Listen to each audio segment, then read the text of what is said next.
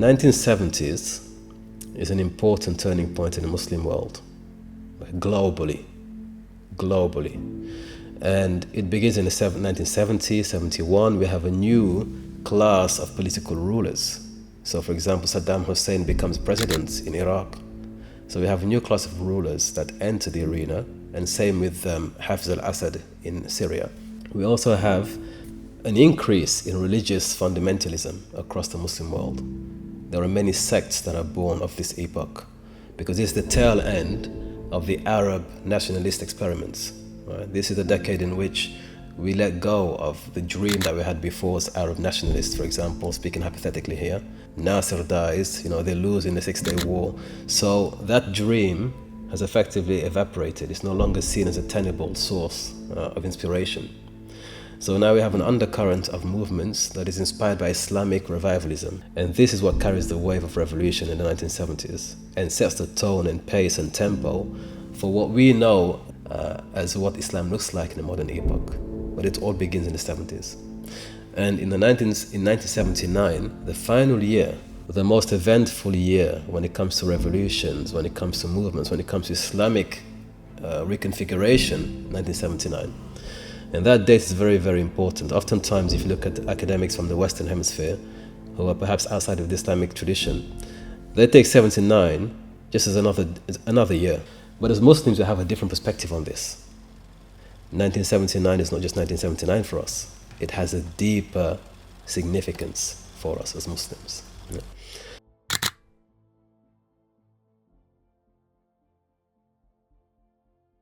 So I want to begin by going through a very, very important and very famous tradition in Islam that we as Muslims, for those of us who are Muslim on this call and watching the video, is something that we look forward to. We kind of keep in the back of our minds.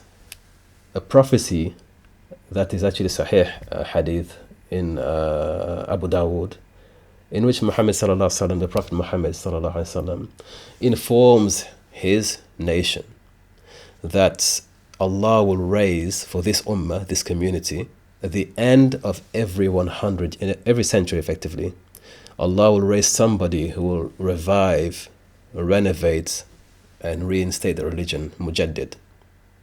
A MUJADDID. So the MUJADDID is a term that is applied to somebody who's going to reform Islam globally, who's going to revive the message of Islam, who's going to redress the errors that the Muslim ummah is upon at the turn of every century. Now, scholarly consensus is not given here because some people say it's at the end of the century, others give different meanings to what a MUJADDID is. Maybe it's a group of people, maybe it's an individual. Is it a religious figure? Is it a military figure? There are various interpretations. But that ambiguity gives rise to a lot more scope for people to make their own interpretations, which is why in 1979, it was the dawn, the eve of the new century in Islam. The Islamic calendar was reaching the 1400 years, so 1400 years, on the eve of 1979, towards the end of it. So for that year and the preceding months, Muslims globally were looking forward to this new revival. It was already in the air.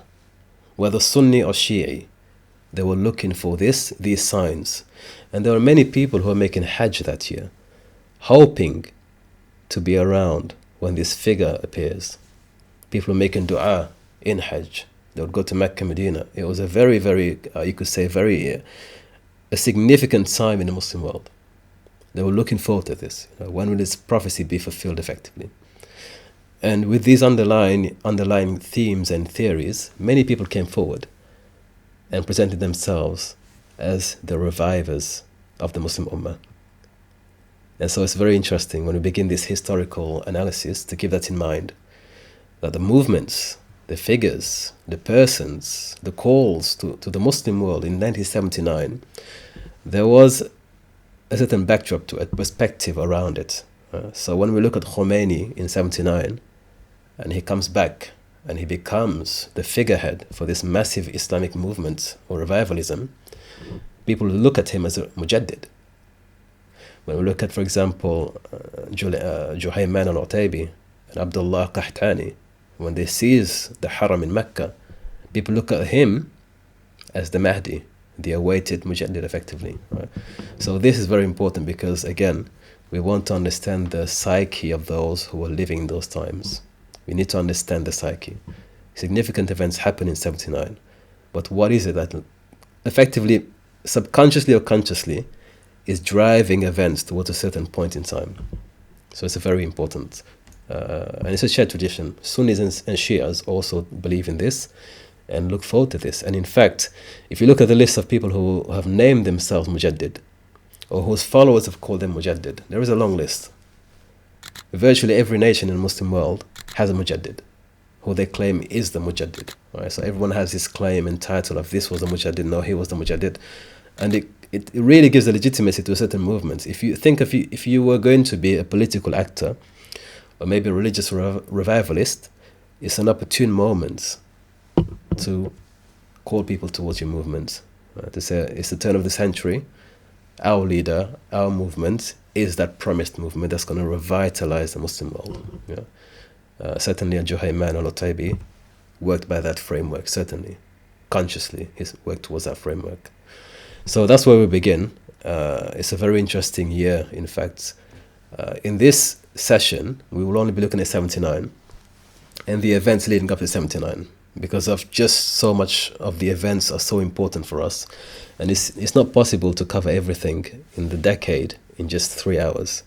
So what I'll do is I'll have a second part next month, inshallah, in the 10th unit, where we look at the lesser events in the 70s, okay? But for this session, 79 is key.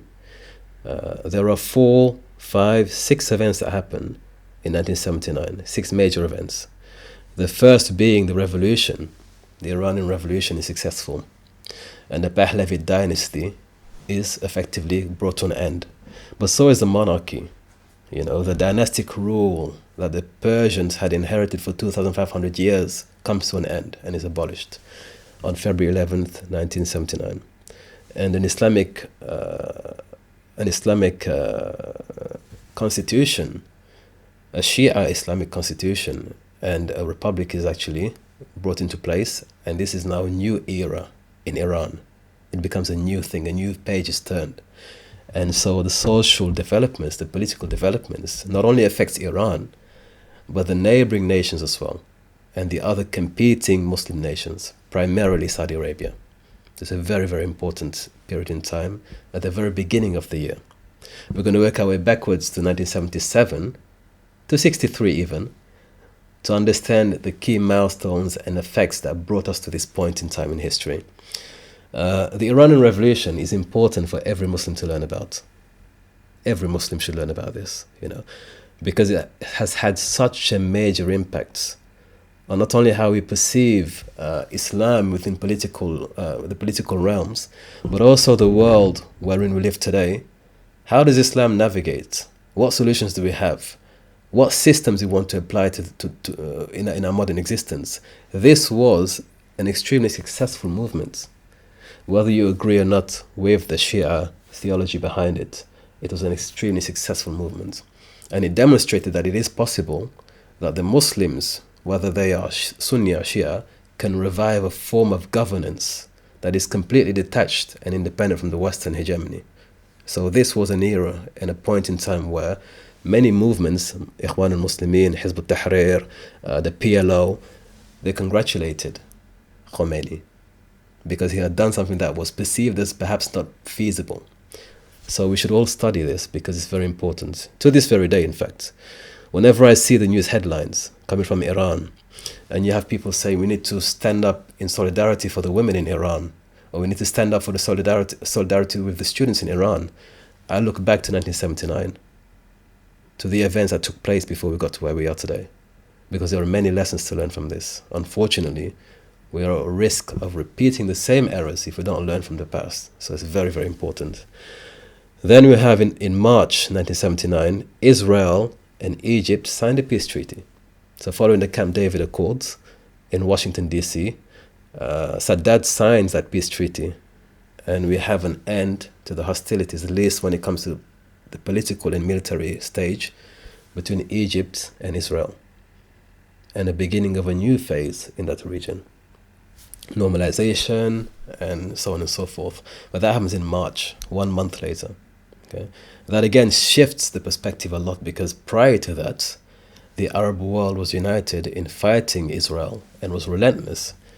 But in 79, that comes to an end, at least from Egypt. But Egypt was the largest population of Arabs and the most influential when it comes to politics and regional influence. So if they come out of this phase and decide to come to peaceful terms with Israel, a new chapter is turned. All right. So within 1 month that happens. Then we have in Iraq, and a young man known as Saddam Hussein comes into power in July 1979. A couple of days later, he would orchestrate one of the most chilling events, which he televises actually, of the Ba'athi party being purged. So if you remember, we talked about Ba'ath, the movement of Ba'ath, established by Sati al-Husri, intellectually speaking. Later on we have Michel Aflaq comes along, Salahuddin al-Bitar comes along, and they established a party in 1940s. Well, in 1979 that comes to an end, because we have the death of Nasser. Then we have the two other leading figures, Hafiz al-Assad and Saddam Hussein. They come at loggerheads, and Saddam turns against those who support Hafiz. And so that's what that televised event is all about. We're going to cover it next month, inshallah. Very chilling, very scary. But effectively, he begins again a new phase in Iraq. A new phase, a new epoch opens up. A new regime enters. And Saddam takes full control of the situation. That will, of course, destabilize the regions in 1980 up to the 1990s. As we know, Saddam goes about conquering and invading regions and threatening to invade. So, again, these are very, very important milestones that happened in 79.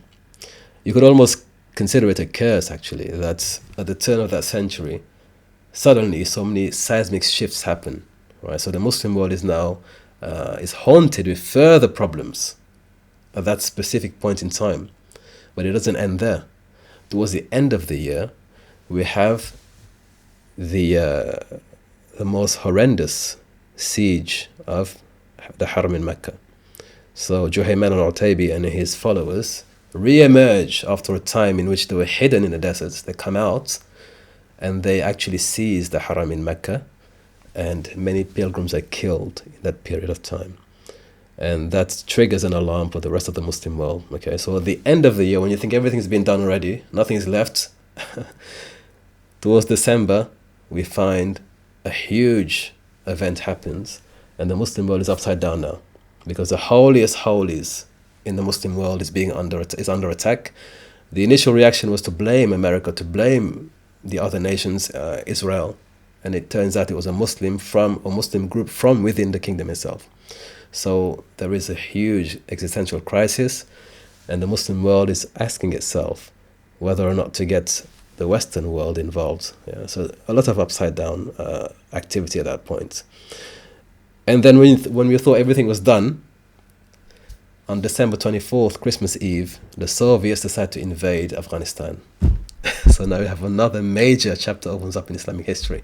So it's a very, very eventful year. 79 is such an eventful year that it really deserves a lot of time and analysis. So many things happen. So we're going to focus today primarily on Iran. Towards the end of the presentation, I'll look into Saudi Arabia, because I need to tie the two together at the end. I want to tie the two together at the end, okay, to give you some really good insights. This Iran-Saudi kind of regional rivalry and bitter disputes comes from somewhere, and it begins in 79. Welcome to History Yoon, the world's leading online learning platform specializing in Islamic history. To discover the History Yoon mobile app and participate in regular live and interactive seminars and tune in directly from your handset from anywhere in the world. Enjoy instant access to a growing catalog of on-demand streaming content exclusive to the platform, accessible from a variety of devices including desktops, tablets, and cell phones. Connect instantly with our global community of history enthusiasts via our private community forum. To find out more about our online history programs and resources, visit our website today at www.historyyoon.com.